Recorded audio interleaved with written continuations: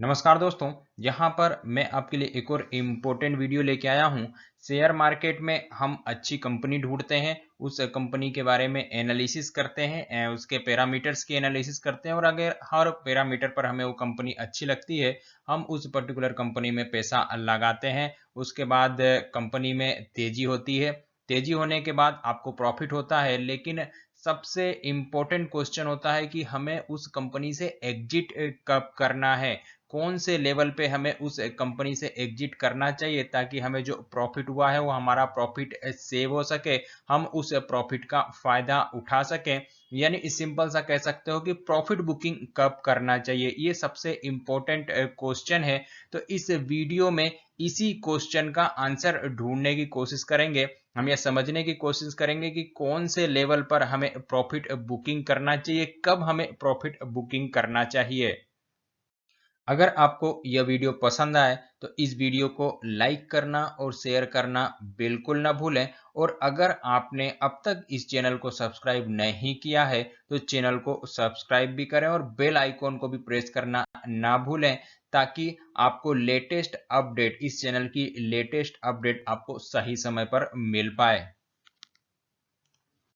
सबसे पहले मैं आपको ये कहना चाहूँगा कि अगर आपने किसी कंपनी में पैसा लगाया है, किसी कंपनी में खरीदारी की है, तो आपको अपने इन्वेस्टमेंट पर भरोसा रखना चाहिए, क्योंकि आपने अगर पैसा लगाया है तो पूरी रिसर्च के बाद ही पैसा लगाया होगा। तो अगर वह शेयर बढ़ता है तो आपको प्रॉफिट देखने के भी, आपको प्रॉफिट सहन करने की, सिंपल से कह सकते हो, हाजमा होना चाहिए। यानी अगर आपने 1 लाख रुपए किसी शेयर में लगाए हुए हैं और 10 दिन बाद, 15 दिन बाद वो 1,10,000 हो जाते हैं, तो आपके अंदर ये कैपेबिलिटी होना चाहिए कि मुझे अभी इससे एग्जिट नहीं करना, मैंने अच्छी कंपनी ढूंढी है, अच्छे रिसर्च के बाद ढूंढी है और यह और भी ऊपर जा सकता है। ये सबसे इंपॉर्टेंट है, तभी आप और अच्छा फायदा कमा सकते हैं।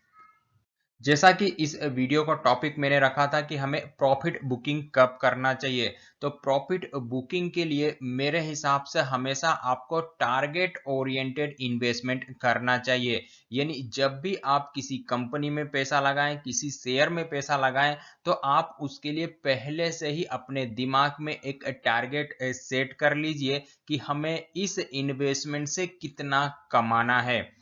फॉर एग्जाम्पल, यहाँ पर मैंने 3 उदाहरण देके आपको समझाने की कोशिश की है। फॉर एग्जाम्पल, यदि आपने किसी कंपनी में, किसी शेयर में 1 लाख रुपए का इन्वेस्टमेंट किया है और आपका टारगेट है कि इस 1 लाख के इन्वेस्टमेंट से मुझे 1,000 रुपए का फायदा कमाना है, यानी मुझे कोई ऐसी चीज परचेस करनी है जो कि 1,000 रुपए के अंदर आ जाए, तब आपका टारगेट हो गया 1,00,000। 1,000 जैसे ही इस शेयर की वैल्यू होगी, यहां से आपको एग्जिट कर जाना है। तो यहां से आपका टारगेट अचीव हो गया और आपने एग्जिट कर लिया, तो आप यहां पे आपने प्रॉफिट बुक कर लिया। सिमिलरली, यदि आपने किसी कंपनी में 1,00,000 रुपए का इन्वेस्टमेंट किया है और आपका टारगेट है कि मुझे इसे 10,000 रुपए तक ले जाना है, मुझे कोई ऐसी चीज परचेस करनी है, फोन परचेस करना है या फिर कुछ ऐसा परचेस करना है जो कि 10,000 के अंतर अंदर आए, तो आपको आपकी जो टारगेट है वह 1,10,000 रुपए का है, तो आपको उस शेयर को, उस कंपनी को तब तक होल्ड करके रखना है अपने पोर्टफोलियो में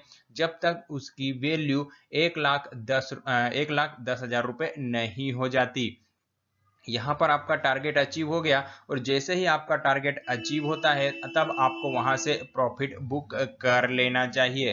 तो प्रॉफिट बुक हमेशा टारगेट ओरिएंटेड होना चाहिए। यानी आप जब भी किसी कंपनी में, किसी भी शेयर में पैसा लगाएं, तो आपके दिमाग में सबसे पहले फोकस होना चाहिए, सबसे पहले टारगेट होना चाहिए कि इस इन्वेस्टमेंट से मुझे क्या अचीव करना है, मुझे क्या चाहिए, ये पैसा मैंने क्यों लगाया हुआ है, मेरा क्या उद्देश्य है इस इन्वेस्टमेंट का।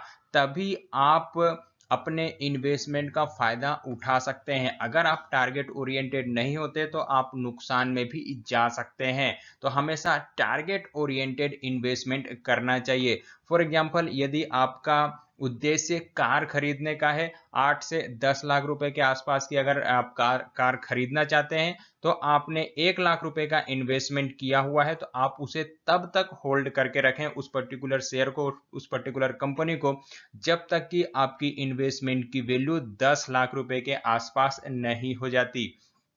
जैसे ही 10 लाख रुपए की उसकी वैल्यू हो जाती है, आप वहां से एग्जिट कर जाइए, वहां से प्रॉफिट बुकिंग कर लीजिए और आपका उद्देश्य पूरा हो जाएगा। एक चीज हमेशा याद रखिएगा, इन्वेस्टमेंट का फायदा हमेशा लॉन्ग टर्म के हिसाब से ही मिलता है। अगर आपने किसी कंपनी में लॉन्ग टर्म के लिए पैसा लगाया है, तभी आप फायदा कमा सकते हो।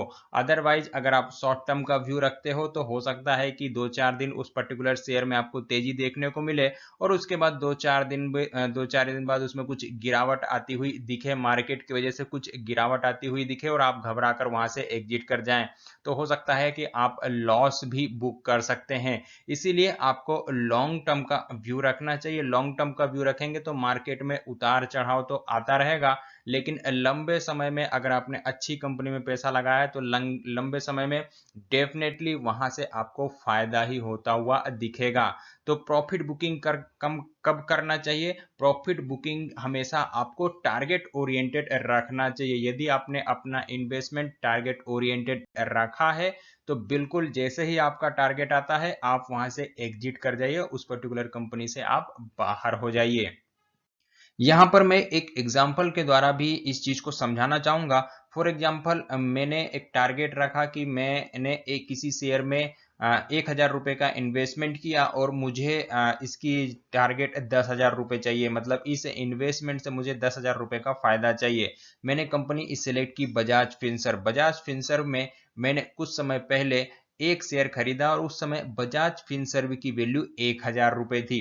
तो मैंने 1,000 रुपए का इन्वेस्टमेंट किया बजाज फिनसर्व में और उसके बाद मेरा टारगेट था 10,000 रुपए का। तो जब बजाज फिनसर्व की वैल्यू 2,000 हुई, तब भी मैंने नहीं बेचा, यानी मैंने मेरे इन्वेस्टमेंट की वैल्यू 2,000 हुई तब भी मैंने नहीं बेचा, 3,000 हुई तब भी मैंने नहीं बेचा, 4,000 हुई, 5,000 हुई, 6,000 हुई, 7, 8 और अब बजाज फिनसर्व की वैल्यू 10,000 के आसपास आती हुई दिख रही है। तो अब मेरा टारगेट अचीव होने वाला है। तो जैसे ही बजाज फिनसर्व की वैल्यू 10,000 होगी, मेरा टारगेट अचीव हो जाएगा और तब मैं बजाज फिनसर्व से एग्जिट कर जाऊंगा। क्योंकि मैंने अपना टारगेट 10,000 रुपए का रखा था, यानी 1,000 रुपए जब तक 10,000 नहीं हो जाते, तब तक मैं यहां से एग्जिट नहीं करूंगा। तो अब मेरे टारगेट के आसपास बजाज फिनसर्व का शेयर आने वाला है, तो मैं अपनी प्रॉफिट बुकिंग कर लूंगा। तो अब प्रॉफिट बुकिंग का समय आने वाला है। ठीक उसी तरीके से आप जब अपने पैसा लगाएं, आप जब इन्वेस्टमेंट करें, तो हमेशा टारगेट ओरिएंटेड आपको इन्वेस्टमेंट करना चाहिए और तभी आप फायदा कमा सकते हैं। क्योंकि यहां पर जब 1,000 की वैल्यू 2,000 हुई, 3,000 हुई, उसके बाद भी मैंने नहीं बेचा, जबकि मुझे 1,000 पर 2,000 रुपए का फायदा हो रहा था अगर 3,000 वैल्यू हुई। लेकिन मेरा टारगेट 10,000 का था और इसी वजह से मैंने उसे नहीं बेचा, तो आज 1,000 की वैल्यू 10,000 होती हुई दिखी है। तो सीधे सीधे 9,000 का फायदा मुझे हुआ है। लेकिन यही अगर मैं 2,000 पे या 3,000 पे बेच देता, तो मुझे फायदा बिल्कुल नहीं होता। तो यहां से हमने दो बातें सीखी है। पहली कि हमेशा लॉन्ग टर्म का इन्वेस्टमेंट करना चाहिए, अच्छी कंपनी ढूंढें और लॉन्ग टर्म का इन्वेस्टमेंट करना चाहिए। और दूसरा, हमेशा अपने टारगेट, मतलब हमेशा जो इन्वेस्टमेंट करें वह टारगेट ओरिएंटेड ही करना चाहिए। और जब तक आपका टारगेट नहीं आ जाता, तब तक आप बिल्कुल प्रॉफिट बुकिंग न करें, बिल्कुल एग्जिट ना करें।